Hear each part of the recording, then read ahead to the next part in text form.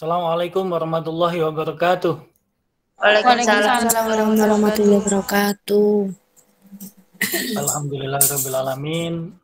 Segala puji bagi Allah, Tuhan yang Maha Pengasih, Tuhan yang Maha Penyayang. Patutlah pada malam hari ini kita mengawali perkuliahan ini dengan mengucapkan Alhamdulillahirabbil alamin, rasa syukur kita kehadirat Allah Subhanahu wa taala yang masih memberikan kesempatan kepada kita untuk hidup, untuk bernafas, untuk beraktivitas, berkreativitas ya. Sehingga kita semakin hari mencoba berupaya menjadi manusia-manusia yang semakin baik untuk mencapai kebaikan hidup di dunia maupun di akhirat. Sobat mahasiswa sekalian, ini sekarang kita masuk pada pertemuan yang terakhir ya. Sebetulnya di pertemuan yang terakhir ini saya ingin lebih banyak berdiskusi dengan sobat mahasiswa sekalian terkait dengan tugas untuk UAS besok, yaitu tentang membuat analisis video tentang fokus group discussion tentang implementasi daripada sistem informasi manajemen digital dari berbagai platform digital ya. Tapi karena kita masih ada satu topik pembahasan ya, saya akan bahas sedikit tentang pembahasan kita di topik yang terakhir, yakni kita bicara tentang manajemen global teknologi informasi. Jadi kita sekarang ini masuk di era global ya. Di era global ini semua menjadi borderless ya. Semua menjadi begitu cepat, segala sesuatu itu sifatnya sudah global dan semua serba mungkin ya. Makanya kita beruntung sebetulnya punya tokoh-tokoh di pemerintahan yang memang dia memahami pada sisi aspek global, mana sekarang Indonesia banyak diuntungkan karena isu-isu global, yaitu tentang global warming, isu lingkungan, kemudian juga isu-isu tentang bagaimana negara harus melindungi kekayaan alamnya untuk menjaga stabilitas negara dan bangsanya. Ini membuat kita sebagai bangsa Indonesia juga masih memiliki harapan yang cerah ya, khususnya buat sobat mahasiswa sekalian yang akan hidup di tahun-tahun ke depan. Jadi meskipun wacana berbagai macam tantangan yang akan dihadapi, baik itu yang bersifat major ini berarti kita berbicara tentang kondisi lingkungan eksternal yang kaitannya dengan alam ya, cuaca dan lain sebagainya yang itu di luar kemampuan kita.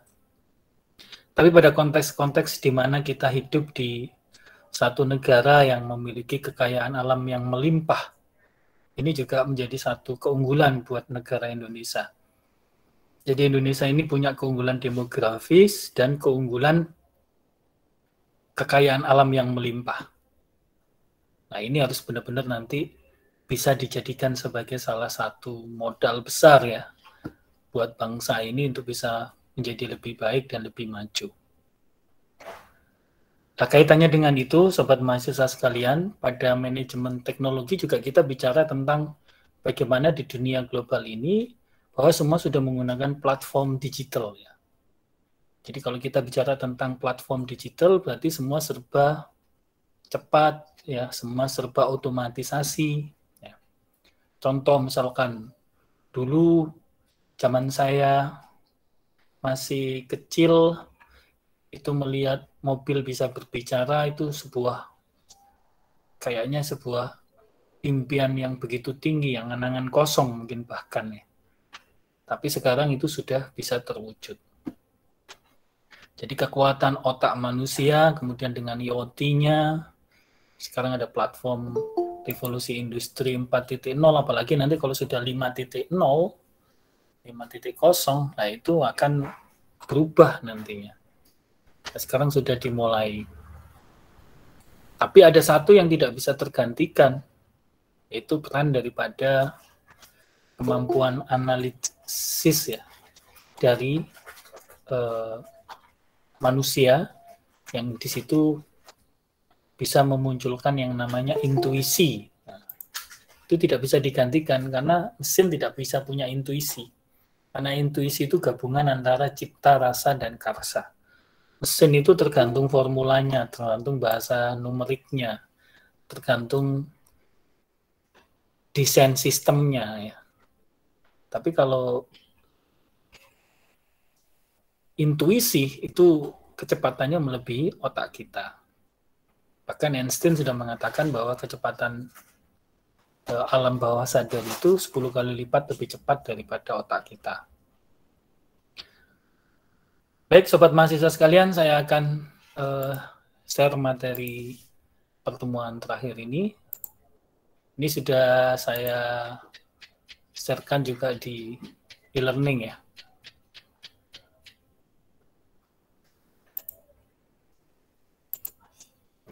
Jadi, kalau kita bicara tentang global IT management dimensi, ini bicara tentang budaya, politik, geoekonomi. Ya, ini tantangan-tantangannya. Ini akan berdampak pada bagaimana kemudian perusahaan membangun IT strateginya atau IT bisnisnya. Ya. Kemudian ini juga akan mempengaruhi bagaimana kemudian portofolio dari aplikasi sebuah bisnis. Kemudian platform IT bisnisnya yang akan digunakan, kemudian data resource management, pengelolaan sumber datanya, kemudian juga sistem pengembangannya seperti apa. Jadi kalau kita bicara tentang politik ya otomatis ya, sekarang pengaruh dunia global itu begitu kuat ya. Makanya kemudian negara-negara besar bikin WTO, bikin AFTA, dan lain sebagainya. Itu dalam rangka untuk menjaga stabilitas. Tapi ketika sebuah negara itu kemudian berani menjaga dan melindungi kepentingan negaranya, ini juga akan menjadi satu kekuatan dan satu tantangan tersendiri. Seperti kita berani menolak masyarakat ekonomi Eropa terkait dengan penjualan bahan mentah nikel. Itu salah satu contoh. Jadi keunggulan di dalam sisi geografis, baik itu demografi maupun keunggulan dari sisi jumlah penduduk maupun keunggulan dari sisi kekayaan alam dan posisi strategis dari sebuah negara, ini juga akan menjadi satu hal yang membuat kita akhirnya nanti juga menjadi satu keunggulan ya. Dan ini amat sangat berhubungan sekali dengan IT. Maka dari itu Indonesia juga harus berhati-hati, karena bagaimana kemudian Pakistan kemudian hancur gara-gara platform medsosnya, ya. Kemudian banyak negara-negara lain juga yang kemudian dihancurkan karena platform medsosnya. Maka beberapa negara itu membatasi. Termasuk juga kaitannya dengan sistem informasi ya. Karena kalau kita bicara tentang sistem informasi, di situ ada, tadi sudah dijelaskan, di situ ada database management resource, jadi sumber daya data ini menjadi satu keunggulan. Jadi sekarang siapa yang menguasai data, menguasai informasi, dialah yang akan memenangkan bisnis, memenangkan persaingan. Ya.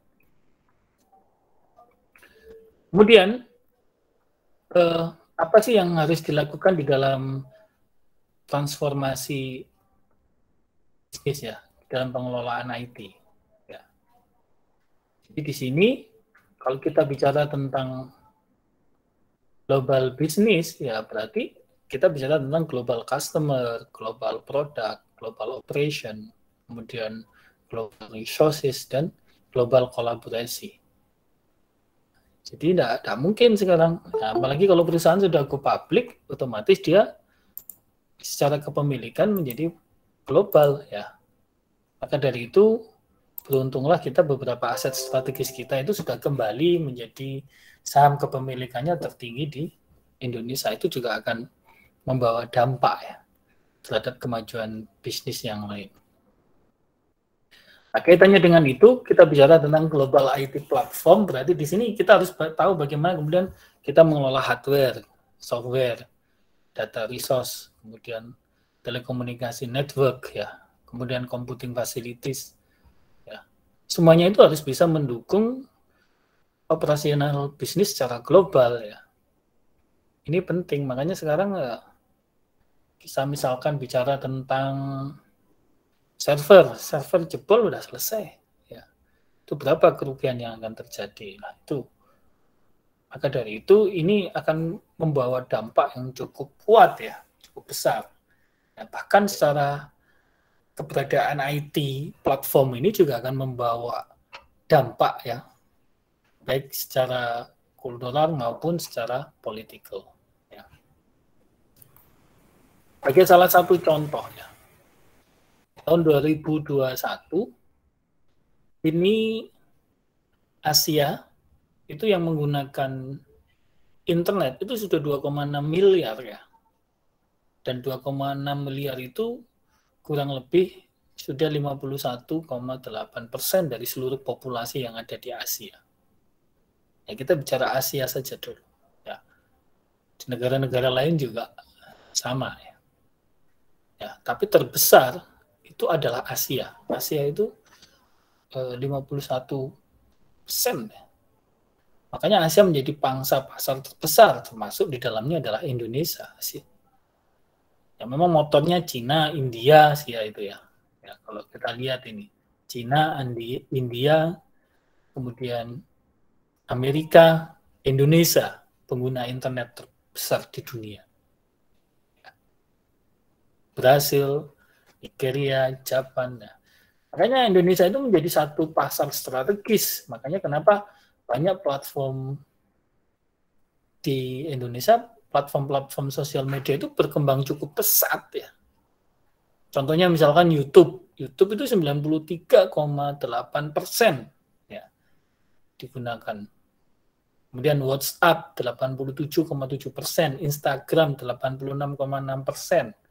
85,5% Facebook.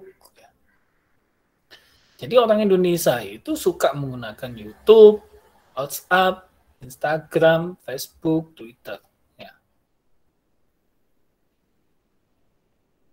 Jadi di sini juga ada TikTok, Telegram, WeChat, Snapchat, ya banyak. Ya. Kemudian apa sih yang dilihat? Jadi ternyata tertinggi yang dilihat itu adalah masalah pertemanan, keluarga, ya kan. Jadi pokoknya masalah-masalah yang viral tentang kayak kemarin ya, kasus-kasus fenomena-fenomena sosial ini menjadi satu hal yang paling banyak ditonton ya. Kemudian aktor, komedian, kemudian TV show, entertainment, ya kan, band, musik ya, restoran, company brand, ya kan, kemudian company brand untuk considering purchasing from influencer, ya, sport, ya. Jadi ini ternyata yang banyak ditonton oleh orang Indonesia, dan ini pasti dari apa yang ditonton ini akan mempengaruhi, kalau kita bicara dalam platform sistem informasi manajemen digital, berarti ini akan mempengaruhi nanti dari sisi ERP, berarti lebih ke apa? Ke customer relationship management ya, di CRM-nya. Ya. Jadi ini penting. Jadi bagi kita sebagai orang yang nanti akan menggunakan platform sistem informasi manajemen digital, kita harus memahami ini. Supaya kita tahu ya bagaimana kita bisa mendeliver, mengedukasi sistem informasi manajemen digital kita untuk bisa digunakan dan diakses oleh masyarakat banyak ya. Kemudian berapa jam sih orang kemudian dia menggunakan platform sosial media? Ternyata tertinggi WhatsApp ya. WhatsApp itu dia 30,8 jam per bulan. Ya, nggak ada orang yang nggak menggunakan WhatsApp ya. Kalau secara video itu YouTube itu 25,9 jam. Jadi ini sudah menunjukkan, maka ketika Anda kemudian membuat sebuah sistem informasi manajemen digital, maka Anda harus menggunakan dua platform sosial mobile apps ini ya. Jadi WhatsApp dan YouTube. Ya, ini harus Anda gandeng ya. Karena kalau tidak, Anda akan susah ya untuk bisa cepat di-aware oleh penggunanya.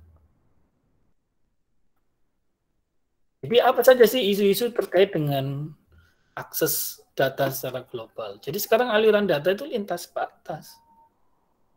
Ya, jangan dikira kemudian ketika Anda sudah, katakanlah misalnya Anda menggunakan WhatsApp, itu database Anda sudah mengglobal. Hati-hati. Ya. Anda menggunakan email saja itu sudah mengglobal. Anda nonton YouTube sudah mengglobal. Ya. Jadi itu sekarang dunia sudah seperti itu. Bapak, berarti kita nggak perlu menggunakan platform digital. Kalau Anda nggak menggunakan itu, ya Anda akan ditinggal. Orang sekarang, setiap orang, ketika Anda mungkin menyampaikan sebuah informasi, Anda mempromosikan diri Anda, orang nggak akan percaya dengan apa yang Anda omongkan, apa yang Anda sampaikan. Dia akan lebih percaya pada platform digital. Dia akan ngecek Anda di YouTube, ngecek Anda di Google, ya kan? Ngecek Anda di Facebook, di Instagram, ya, misalnya begitu. Ya. Jadi ini sekarang memang udah arahnya seperti itu. Ya. Sehingga juga undang-undang ITE itu sekarang juga akan semakin merebak. Ya. Bahkan undang-undang ITE itu juga hukumannya juga lebih berat ya. Makanya Anda hati-hati ketika Anda kemudian share berita-berita hoax ya, yang ada di platform WhatsApp khususnya. Hati-hati. Kemudian, kaitannya dengan itu, apa kemudian yang menjadi salah satu isu ya di dalam sebuah negara untuk membatasi dari kondisi global tersebut. Jadi biasanya memang biaya akses pemerintah menjadi tinggi. Makanya ini pemerintah di Indonesia akan memberikan pajak terhadap platform-platform media sosial tadi, YouTube, WhatsApp ya. Dan akan dipantau, difilter ya. Bahkan seperti Iran itu tidak ada akses publik yang diizinkan sama sekali. Ya. Jadi kalau Anda mau menggunakan YouTube, menggunakan WhatsApp, itu di tempat-tempat tertentu dan waktu-waktu tertentu. Ya. Tidak bisa akses itu menjadi satu akses publik yang diizinkan seperti di Indonesia, seperti ini. Kemudian global system development. Jadi ini terkait dengan konflik atas persyaratan sistem lokal vs global. Kadang di global diizinkan, contohnya misalkan itu. Tapi di lokalnya membatasi, atau sebaliknya, lokal mengizinkan tapi globalnya membatasi. Kemudian kesulitan di dalam menyetujui fitur sistem secara umum. Ini memang juga banyak fitur-fitur yang kadang-kadang jam-jam tertentu. Ya. Misalkan ketika ada acara tertentu, pejabat tinggi datang, biasanya itu ada pembatasan ya, terhadap platform-platform medsos ya. Nah, dari itu kemudian ada standarisasi ya. Makanya kemudian ada ISO di bidang IT ya. Ini terkait juga dengan security system, keamanan dan sebagainya. Nah, kemudian bagaimana kita menghadapi kondisi-kondisi lingkungan global yang seperti itu dengan isu-isu global yang ada. Jadi memang pertama kita harus melakukan sebuah transformasi ya. Jadi di sini adalah biasanya mengubah aplikasi yang digunakan oleh kantor pusat menjadi aplikasi global. Ya. Supaya apa? Ya itu tadi, supaya bisa diakses semuanya, supaya kita juga bisa mendapatkan opportunity secara global. Kemudian sistem yang digunakan oleh anak perusahaan yang memiliki versi aplikasi terbaik akan dipilih untuk penggunaan global. Nah, ketika nanti berkembang ya contohnya misalkan Telkom punya anak perusahaan Telkomselnya maju berkembang ya akhirnya Telkomsel yang akhirnya dipilih untuk menjadi salah satu versi terbaik ya. Kemudian membentuk tim pengembangan multinasional dengan orang-orang kunci dan beberapa anak perusahaan untuk memastikan bahwa desain sistem memenuhi kebutuhan situs lokal serta kantor pusat perusahaan. Ya. Terus biasanya juga dilakukan pengembangan paralel, ya, di mana di sini bagian dari sistem ditugaskan karena perusahaan berbeda dan kantor pusat untuk dikembangkan pada waktu yang sama berdasarkan keahlian dan pengalaman di setiap lokasi. Intinya pokoknya semua harus di-develop, harus inovatif, harus mengadop setiap perkembangan yang ada, perubahan yang ada. Ya intinya sekarang eranya era inovatif ya, inovatif, kreatif. Mana kemudian nanti platform yang terbaik, yang lebih efisien ya, itu yang akan digunakan. Dari itu ada namanya Center of Excellence. Ya. Jadi di sini kemudian nanti dikembangkan anak-anak perusahaan berdasarkan keahlian mereka. Ya, makanya sekarang banyak perusahaan-perusahaan kemudian memecah diri menjadi satu startup baru yang itu diharapkan nanti akan bisa menjadi lebih sukses ya. Kemudian juga pengembangan perusahaan itu sekarang harus bicara tentang pengembangan yang bersifat global. Ini sobat mahasiswa sekalian ya, yang perlu diperhatikan bahwa sekarang eranya sudah era global. Jadi nanti ketika mendiskusikan juga kita harus masukkan ya, mengadop kondisi daripada global IT management. Baik, ini mungkin yang bisa saya jelaskan, barangkali nanti ada sharing, khususnya sharing terkait dengan tugas, apakah ada kesulitan, nanti bisa dibahas bersama-sama atau sudah running. Gimana Ketua kelas Mbak Foni? Apa sudah ada yang sudah jadi? Kemarin di kelas A5 itu sudah jadi, ada beberapa yang kelompok saya masih bikin konsepnya, Pak. Masih bikin konsepnya ya, enggak apa-apa.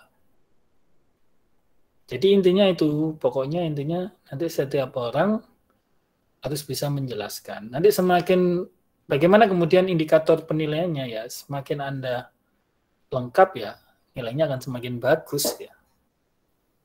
Nah, lengkap itu maksudnya adalah setiap orang itu bisa membagi topik pembahasan sehingga ketika digabung pembahasannya itu menjadi lebih komprehensif, lebih jelas, lebih lengkap.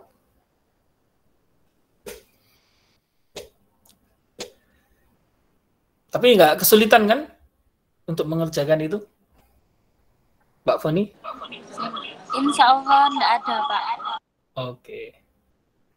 Yang lainnya mungkin ada saran?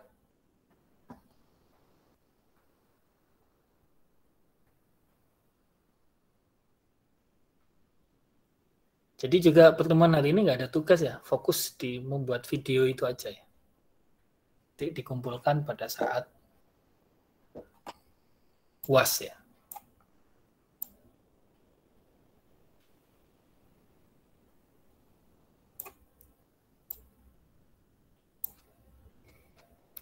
Baik, kalau memang tidak ada yang didiskusikan, sudah cukup jelas,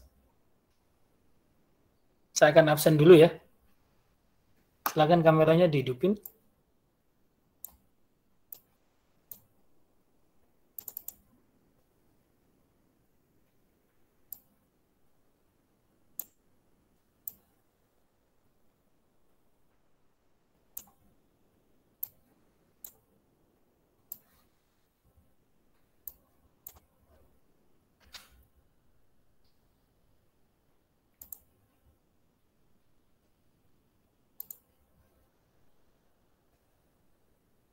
Ya.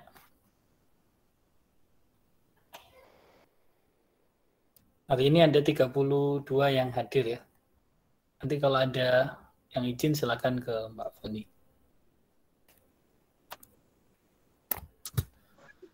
Bapak, saya mau tanya. Iya, silakan. Iya, Pak, yang terkait ini ya. Silakan.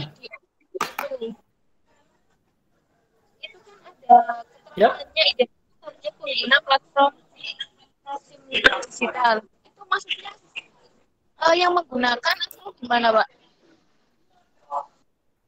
Jadi ya, misalkan contohnya, misalkan kalau mau Anda pasti menggunakan kan, Anda misalkan menggunakan sistem informasi akademik Umsida, kan banyak itu, ada sistem presensi, sistem kegiatan, informasi kegiatan, nah, contohnya itu. Ya, pokoknya di dalam kelompok itu harus ada yang menggunakan aplikasi tersebut, ya supaya nanti pembahasannya menjadi lebih objektif ya. Gitu ya Mbak, jelas? Tapi kalau kita berdasarkan analisis, gimana Pak? Ya enggak apa-apa, berdasarkan analisis. Ya kan, tapi kan ya itu tadi sebagai dasar Anda memahami platform tersebut kan Anda harus menggunakan kan. Kan enggak mungkin kemudian Anda tidak menggunakan. Terus Anda bisa memahami platform digital tersebut. Contohnya misalkan Anda bicara tentang GoTo, Gojek, Tokopedia, tapi Anda sama sekali tidak pernah menggunakan GoTo. Akan kelihatan kalau Anda pembahasannya itu Anda kopas, misalkan begitu. Anda ngambil berita, cerita dari internet, terus Anda, itu akan kelihatan. Ya, makanya Anda harus coba bagaimana sih GoTo itu, ya. Bagaimana sih Shopee itu, bagaimana sih Lazada itu, misalkan begitu. Maka dari itu, saya memberi ruang pada sobat mahasiswa sekalian. Jadi misalkan, Pak, kita menggunakan sistem presensi, misalkan. Boleh, enggak apa-apa. Tapi kemudian misalnya kelompok 1, itu sistem presensi dia bicara tentang bagaimana sistem presensi itu melakukan collecting data. Nah, kemudian yang kelompok yang lainnya mungkin membahas tentang bagaimana ketika kemudian ada kesalahan di dalam sistem presensi, sistem reviewnya cepat enggak ya. Jadi kecepatan di dalam review perubahan misalkan begitu. Nah itu boleh. Ya. Jadi gitu ya Mbak ya, Mbak Kusnul. Mbak Kusnul ya tadi yang tanya. Iya Pak. Ya. Gimana? Sudah jelas? Ada yang mau ditanyakan lagi? Sudah cukup jelas? Ini masih didiskusikan dengan teman-teman Pak. Ya. Saya sama Mbak Foni. Nah, ya. Jadi intinya itu ya. Pak, berarti intinya itu kita itu harus menggunakan yang mau kita analisis itu ya Pak? Iya. Karena kalau tidak menggunakan, kemudian gimana caranya menganalisis? Tapi gini Pak, kalau seandainya ada salah satu dari kelompok kita yang sudah mengetahui penggunaan apa yang mau kita ambil analisis itu tadi, itu nggak apa-apa Pak? Nggak apa-apa, boleh nggak apa-apa. Kan berarti ada fasilitator yang memahami platform itu. Nah, itu boleh, nggak apa-apa. Ya, dari situ kan kemudian dalam satu kelompok itu nggak ada sama sekali ya. Makasih Pak. Ya, berarti nanti yang menggunakan itu dia menjadi subjek di dalam. Makanya namanya FGD, Focus Group Discussion. Jadi yang memahami penggunaan platform itu dia akan menjadi subjek. Ya.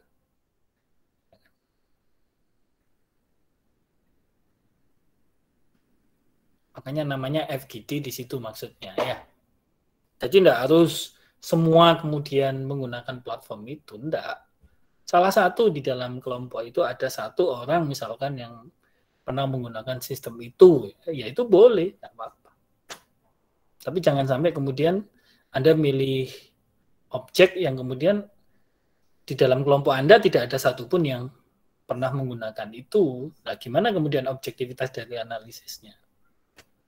Ya, intinya sih itu aja. Mana cukup jelas? Ya Pak, jelas Pak. Jelas ya. Terima kasih banyak. Ujiannya nanti online atau offline, Mbak Foni? Ujiannya kemungkinan online, Pak. Online ya, masih online ya. Saya ngikut aja. Ya. Tapi ingat kalau ujiannya online, soal membuat video FGD, analisis sistem informasi manajemen digital ini, bobot nilainya 50% ya. Jadi ini linknya wajib dijawab, nanti itu bobot nilainya 50%.